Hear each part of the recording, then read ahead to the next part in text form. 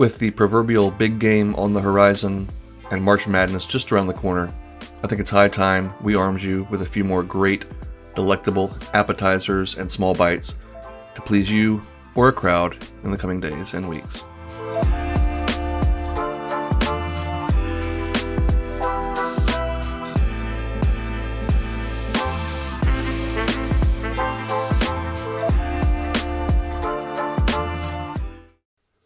We'll kick things off with what I'm calling Cajun garlic wings.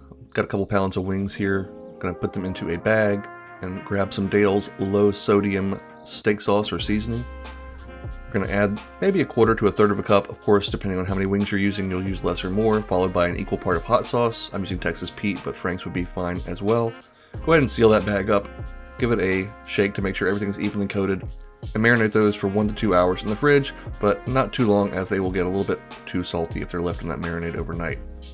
We're going to bake these, so I'm greasing up a wire rack, setting the oven to air fry at 425. If your oven does not air fry, then just convection at 450 would be fine. And you want to dry off as much of that excess marinade as you can right before they go in. They've already absorbed all that flavor, we just don't need that moisture to prevent them from getting nice and crispy. We're going to make a little dry rub here with equal parts garlic powder and cayenne pepper. Obviously a little bit goes a long way here, so maybe just 1/8 of a teaspoon of each. Shake that around. After about 30 minutes, my wings are cooked through and have a nice, dark, glossy color to them. That marinade really helps get a nice, deep brown color. I'm going to go ahead and add them to a bowl and shake over some of that cayenne and garlic powder mixture. Give them a little tossy toss to coat. If you're spice averse, you could skip this part or just use a low sodium Cajun seasoning that might not be quite as spicy. We'll plate those up, dust them with just a tiny bit more of that cayenne and garlic seasoning, and those are your Cajun garlic wings. Next up, we're going to do some meatballs here, and I am using frozen meatballs. By all means, make your own, but I think if you're having a bunch of people over, you're going to want to take a couple shortcuts, and frozen meatballs are a fine way to do that. We'll add to them some chili sauce, some cranberry sauce. I know it's not Thanksgiving, but you can still find it in the store. Some Dijon mustard and some brown sugar. All the exact amounts and instructions will be down below as always, guys. And my little secret ingredient or favorite flavor bomb is a little bit of sambal. It's a slightly spicy chili garlic sauce. We'll just stir all that to combine. Of course, this is in a slow cooker. You could do these in a saucepan over medium-low heat, but I'm just popping them in a slow cooker for about 2 hours on high. If you're using fresh meatballs or make your own, probably an hour to an hour and a half would be sufficient, but because these are frozen, I'm going to give them a full 2 hours. At the very end, for some freshness, I'm going to squeeze in a little fresh lemon juice. Adds a nice hit of acidity and fresh, fruity flavor.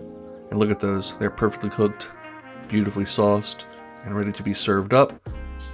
The only thing that can make them any better at this point is, of course, some green onions. And finally, we'll move on to the dip component of this year's Game Day Apps video, and for that, I will need 1 pound of breakfast sausage, hot or mild, you choose. We'll crumble that up and cook it through. I should mention you probably want to drain the grease once you're done cooking it. I was too busy switching cameras and batteries around and forgot to, so mine ended up a little greasy, but hey, it's alright. I can work out extra hard tomorrow.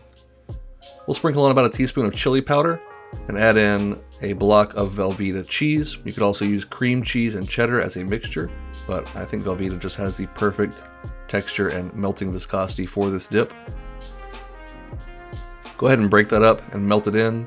And finally, we'll add in 1 can of Rotel. Again, any flavor that you like will be just fine. Stir all that in until everything is melted and combined, and turn the heat down to low to keep it warm. And that is one unbelievably craveable dip. We'll bowl a little bit up, plate down, or I should say put down, a few chips. You could of course eat that on celery or carrots, but nobody wants to do that. Anyways, let's get into these things here. These wings are just blistered and so tender. They have a wonderful kind of garlicky, Worcestershire flavor from that Dale's seasoning, and a nice little kick from the cayenne and garlic powder and hot sauce that we used in the marinade. Really delightful. Hope you'll give them a try. That dip, as I said, is just completely craveable. So cheesy. That sausage has got a great depth of flavor, lots of different seasonings and herbs in there. The rotel adds a nice acidity.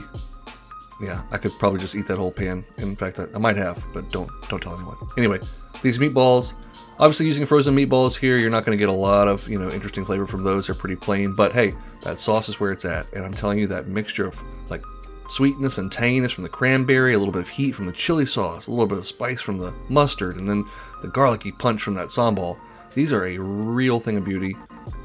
Whether you make the meatballs fresh or dump them out of a frozen bag, you're going to absolutely love these. In fact, I'm going to take a personal moment and go have a few more myself. Anyways, enjoy the game this year, guys. Thanks so much for watching. Now it's your turn to get out of here and go make something delicious.